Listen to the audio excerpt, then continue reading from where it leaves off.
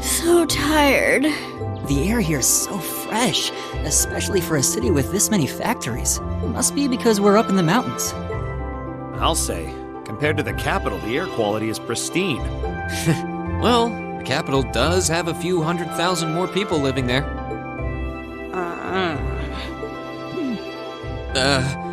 Sure is a nice day today, isn't it, Elisa? Not as nice as last night must have been. I told you, I'm sorry. Yeah, I'll bet you are. I cannot believe you. After all those things you said to me last night, you go rushing out to meet another girl. Ooh, the skies might be clear, but I'm sensing a stormy forecast today. Well, all things considered, even if we assume Captain Claire is trustworthy, I'm not sure how wise it was to go out on your own. I know. In hindsight, I regret keeping it to myself. Still, it was pretty bold of Captain Claire to show up alone to meet Reen. Even dressed down, I wouldn't have thought she'd go out alone with the Provincial Army on patrol. I'm guessing she's more than strong enough to handle herself. Not sure what her weapon of choice is, though. I wish I could have seen her all dolled up, though. But she was a real knockout. Come on, that would put a spring in any man's step. I don't blame you for sneaking out alone. Oh! No! It's not like I knew she was going to show up wearing a cocktail dress. I swear! You seemed pretty taken by her when she showed up yesterday, though. And your eyes were glued to her right up until she left the scene. Oh, really? So while we were enjoying a quiet evening, you were out carousing with a beautiful woman, were you? You lucky son of for shame, Reen! We're here representing the Academy on a field study! I swear, you guys are just making things up at this point. But thanks to the information I got from her, we have a pretty good idea what's going on here in Ruhr. And now that we know, we should be able to do something about it. What do you think, Elisa? Yeah, I'm in. So in short, the first factory did something to catch the eye of the railway military police, prompting an inspection. And all the while, the Provincial Army has been here blatantly trying to prevent them from doing that? Let's not forget that the first factory is run by none other than the Noble faction. I know that the divisional directors have been operating without much in the way of executive oversight for years now. But Mother always allowed it. That encouraging competition among the divisions would yield more. I never thought it'd lead to something like this. Lesser of two evils. Wait, here at the first factory made me curious. Do the other divisions have some political reasons? Well, to give you a basic idea, this is a bit oversimplified, of course. Divisions are made up of many people, and they all have their own opinions. But the positions of each division's directors are clear as day, though. The first and second factories in particular have had a pretty fierce rivalry going on between them for years. But even still, I wouldn't have expected the first factory to do something flagrant enough to prompt a military inspection. Neither would I. Alright, we're gonna do whatever it takes to get to the bottom of this. And when we get this up all nice and neat for her, even my mother will have to admit she's grateful to us. Sounds like a plan. That's the spirit. Offhand, this is also this field study too. Thanks, everyone. Sounds like we're in for a ride. Anyway, let's take a look at the field study tasks Sharon gave us for today.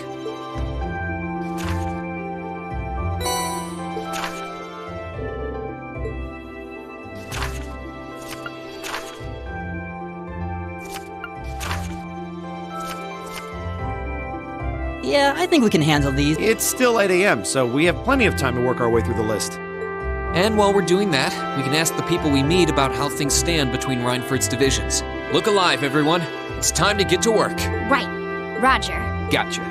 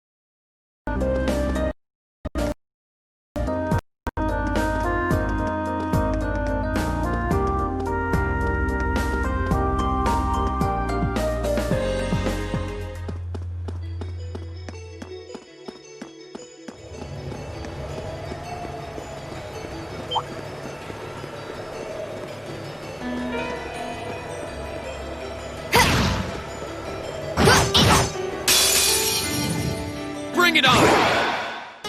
I'll handle it. Here we go.